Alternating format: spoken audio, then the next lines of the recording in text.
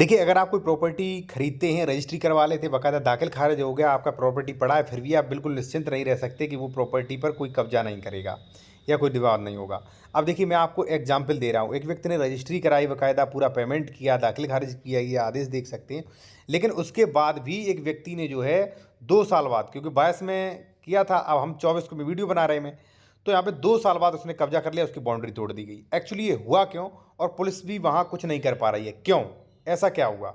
एक चीज़ साथियों और, यदि आप कोई कानूनी सलाह लेना चाह रहे हैं तो आप ले सकते हैं, कॉन्टैक्ट नंबर हमारा वीडियो को डिस्क्रिप्शन में मिल जाएगा। या आप उत्तर प्रदेश में ज़मीन खरीद रहे हैं, कोई डॉक्यूमेंट्स वेरिफिकेशन आपको करवाना है कि ये ज़मीन सही है कि नहीं, जैसे मान लीजिए डबल रजिस्ट्री होता है, अंश से अधिक विक्रय होता है, ठीक है, 143 सेक्शन 80 कई आज जो है चेक करवा सकते हैं।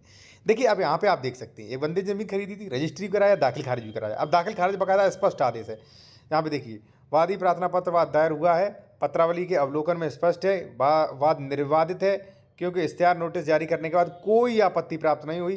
पत्रावली पर उपलब्ध कराने के सरिस्ता रिपोर्ट आख्या लेकर रजिस्ट्रार कानून को नकल खतौनी विक्रय पत्र एवं क्रेता द्वारा प्रस्तुत शपथ पत्र से स्पष्ट है कि दाखिल खारिज का आदेश दिया जाना उचित है। अतएव ये यहाँ पे दाखिल खारिज का आदेश हुआ, ठीक है। खाता संख्या ये, गाटा संख्या यहाँ पे देखिए, खाता संख्या 7, गाटा संख्या 40 में, मान लीजिए 40 में, हालांकि मैंने थोड़ा हाइडल कर दिया है प्राइवेसी के कारण, ठीक है ना।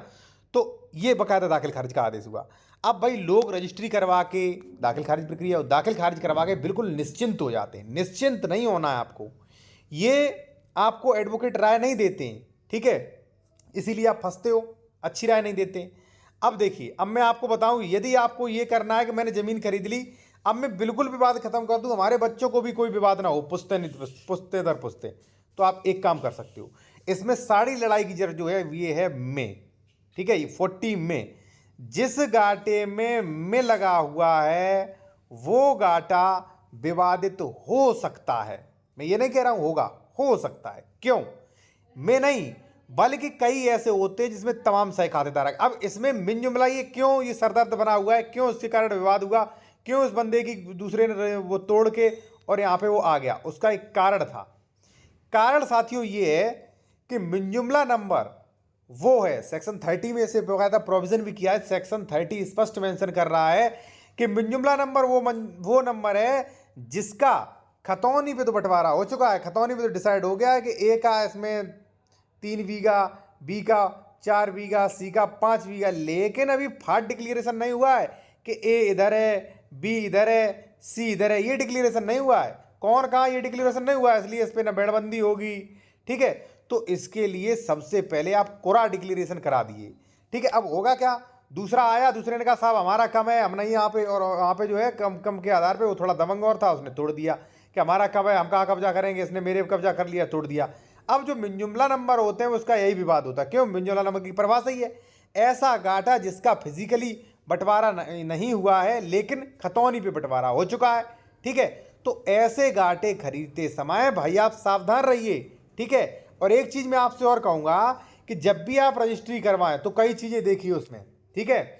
वहां पे साथियों 100, मैं कुछ चीज़ें आपको बता दूं जो आपको चेक करना है, अगर आपको समय है तो वो चीज़ें जान लीजिए। और एक चीज़ मैं आपसे और कहूँगा, यदि आप कोई कानूनी सलाह लेना चाह रहे हैं बेहतर, तो आप ले सकते हैं। अगर हमारा वीडियो अच्छा लगा तो भाई ले सकते हैं, आपको अगर सेटिस्फाइड हो तो, ठीक है। कॉन्टैक्ट नंबर हमारा वीडियो डिस्क्रिप्शन में मिल जाएगा।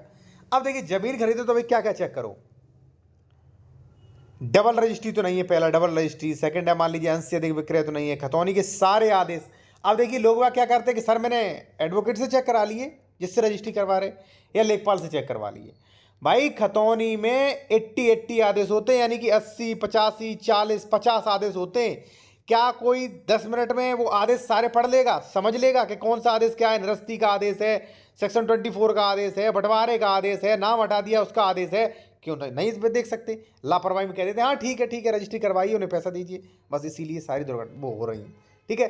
तो मेरा कहने का मतलब ये है कि जहाँ मिन जुमला नंबर है, सह खातेदार नंबर है, अगर उन्होंने प्रॉपर्टी खरीद लिया है तो आप सेक्शन 30 कार्रवाई करें वहाँ पे, क्योंकि आप जड़ से विवाद खत्म कर दीजिए, फिर कोई दिक्कत नहीं होगा आपको, ठीक है ना।